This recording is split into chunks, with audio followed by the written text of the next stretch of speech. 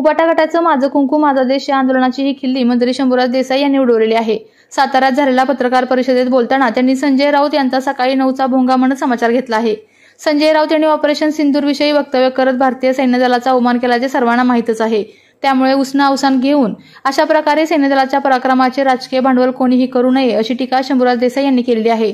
त्याच प्रकारे ठाकरे बंधूंच्या युतीबद्दल बोलताना मंत्री शंभूराज देसाई यांनी उपराष्ट्रपती पदाच्या निवडणुकीत उबाटा गटांची मते फुटली असल्याचा संशय असून त्याचे विश्लेषण करण्याची ठाकरे बंधूंची भूमिका झाली असावी असा उपरोधिक टोला त्यांनी लगावला आहे। माझा हा प्रश्न आहे, भारत पाकिस्तान मॅचच्या दिवशी राज्यभर माझं कुंकू माझा देश ते आंदोलन छेडणार आहे आणि त्यात सिंदूर के सन्मान में शिवसेना मैदान में अशा पद्धतीचं हे आंदोलन असतं। काय आपलं नाही, उबाटानं कुठल्याही राजकीय पक्षानं आंदोलन कुठलं करावं हा ज्याचा त्याचा प्रश्न आहे। आता ज्या उबाटाचे नेते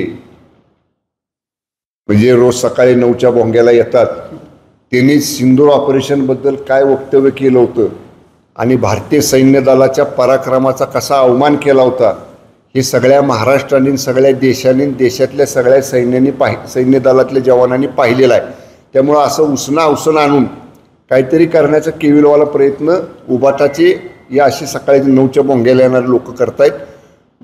देशातल्या सैन्य दलाबद्दल आणि देशातल्या सैन्य दलानं गाजवलेल्या पराक्रमाबद्दल देशवासियांना नेहमीच अभिमान असणार आहे।